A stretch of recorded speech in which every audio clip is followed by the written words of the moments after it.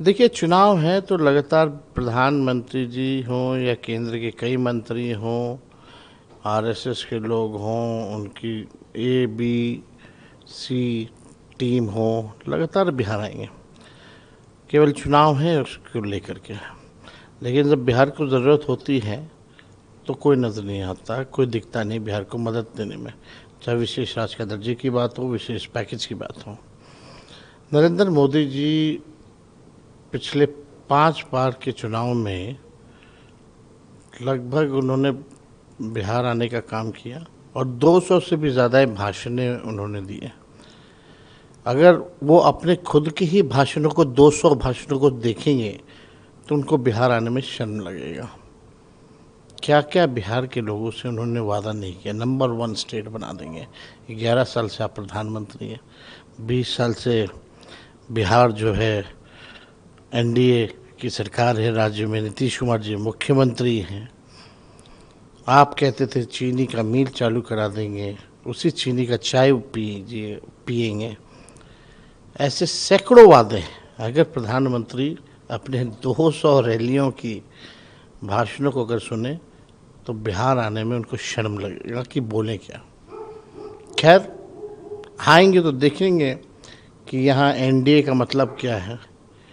यह एनडीए का मतलब नेशनल दामाद आयोग। सबके दामादों को तो आयोग में मोदी जी ने फिट कर दिया, सबको मंच में माला सम्मानित करेंगे। कोई नौकरी देने तो आ नहीं रहे, कोई महंगाई को रोकने तो आ नहीं रहे, कोई गरीबी मिटाने तो नहीं आ रहे, पढ़ाई दवाई कमाई सिंचाई की बात नहीं करेंगे। हिंदू मुसलमान नफरत की राजनीति। लालू जी हम लोगों के दल को जितना गरियाना है गरिया ले। वो आके देखें प्रधानमंत्री जी, कोई ऐसा दिन नहीं जहाँ 200 राउंड गोलियां ना चलती हो।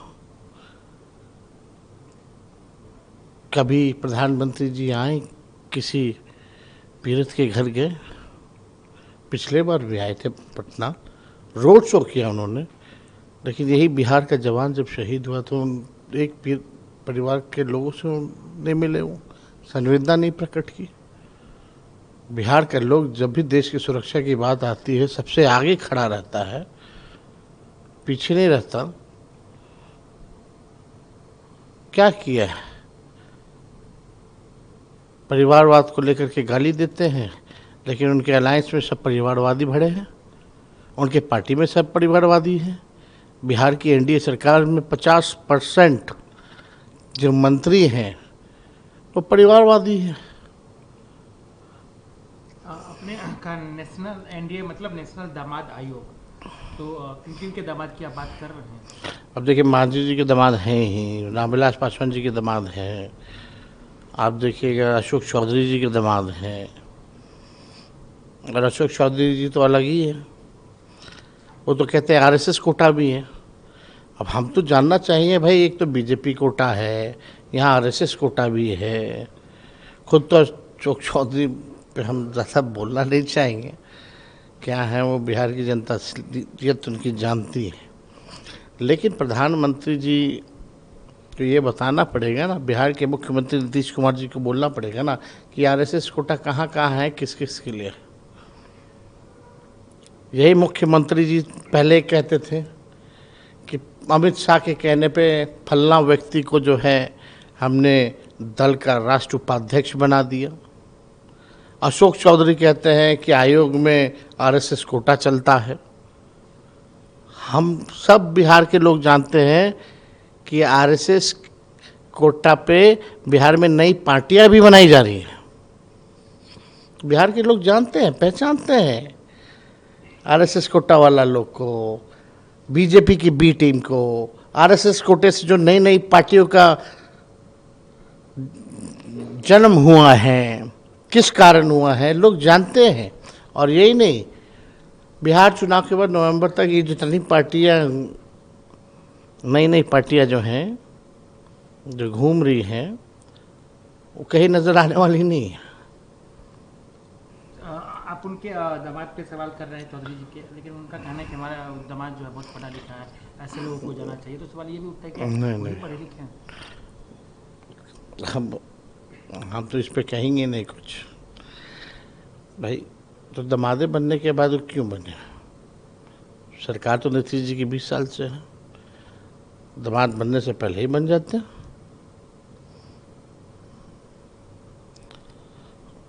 होगा ना, या दोनों बात कहते हैं, काबिल भी है और कोटा भी चलता है। जो काबिल लोग होते हैं उनके लिए आरएसएस का कोटा क्यों चाहिए भाई? फिर ये तो अशोक चौधरी जी बताएं, अगर आपका दामाद इतना काबिल है, पढ़ा लिखा है, कोई हमको कोई शक नहीं, हो सकते होंगे, तो आरएसएस कोटा क्यों चल रहा है? फिर एलएलबी भी अगर की है तो हमको तो कभी वकालत करते हुए लोग नजर नहीं आए। हम तो क्रिकेट खेले, फर्स्ट क्लास क्रिकेट खेले, आईपीएल तक गए, लोगों ने खेलते हुए देखा है, लोग जानते हैं। उनका कहना है कि आज जब आपके बारे में सवाल किया गया तो चौधरी का कहना है कि आरजेडी जो है पर 25 सीटों पर सिमट जाएगी, कैसे देख रहे हैं इसको? देखिए, वो बेचारे मेरी माँ की कृपा से पहली बार मंत्री बने थे, फिर कांग्रेस पार्टी में गए, कांग्रेस पार्टी में ही थे, उनके पिताजी कांग्रेस पार्टी में थे, माँ के कैबिनेट में ही माँ की कृपा से, कांग्रेस पार्टी की कृपा से वो मंत्री बने। अब जहाँ भी जाएं, कहीं भी जाएं, खुद जेडीयू कोटे से हैं, बेटी एलजेपी कोटे से हैं, दामाद आरएसएस कोटे से हैं, खुद बीजेपी के गठबंधन की सरकार में हैं। ऐसे लोगों का कोई क्रेडिबिलिटी नहीं होता।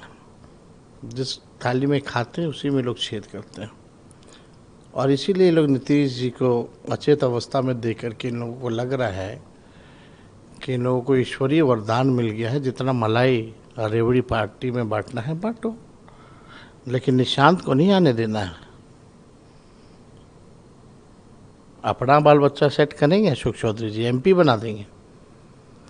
और ये तो दुर्भाग्य की बात है ना, कुणाल किशोर इतने बड़े नाम थे, तो उनके दामाद को एक आयोग का मामूली सा सदस्य बनाया गया और बेटी को एमपी बना दिया गया। यानी दामाद साहब बेटी का पर्स लेकर के घूमेंगे। लेकिन एक सवाल ये भी उठता है कि वो लोग आप पे भी आरोप लगा रहे हैं। अरे हम लोग पे तो अभी से लग रहा है लगातार। तो 2005 में क्या मुद्दा था? यही मुद्दा था। 2010 में क्या मुद्दा था? यही मुद्दा था। 2015 में क्या मुद्दा था? यही मुद्दा था उनके लिए। 2020 में क्या मुद्दा था? यही मुद्दा था।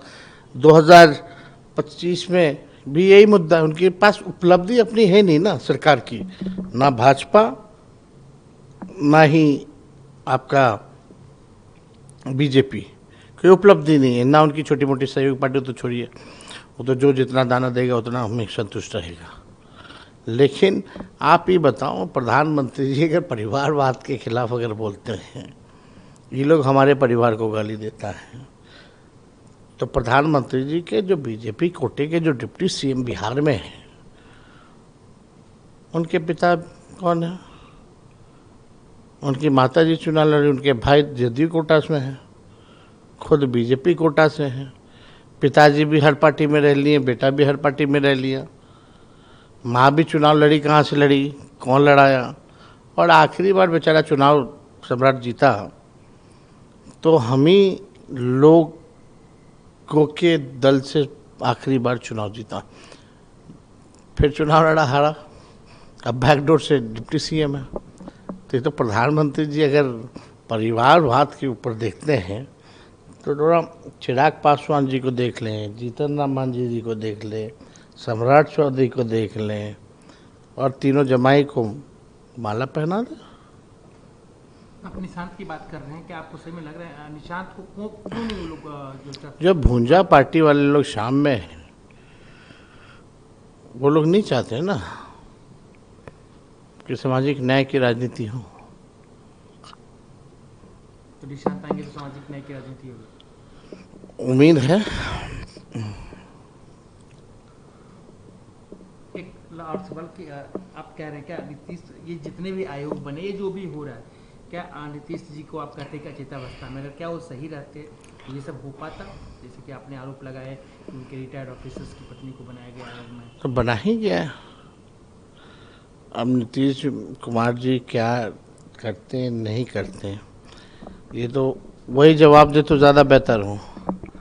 अगर भाजपा के लोग या उन एनडीए के लोग अगर उनको सीएम प्रोजेक्ट कर रहे हैं, हालांकि चुनाव के बाद कंटिन्यू नहीं करेंगे, उनके नेतृत्व में लड़ने की बात आ रही है, तो नेतृत्वकर्ता को सामने आना चाहिए। नेता विरोधी दल या और कोई बातें अगर कही जा रही हैं तो स्पष्ट करना चाहिए कि क्या बात है।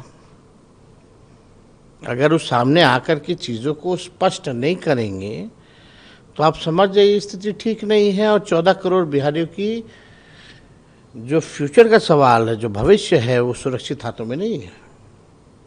तो उनको आगे स्पष्ट करना चाहिए।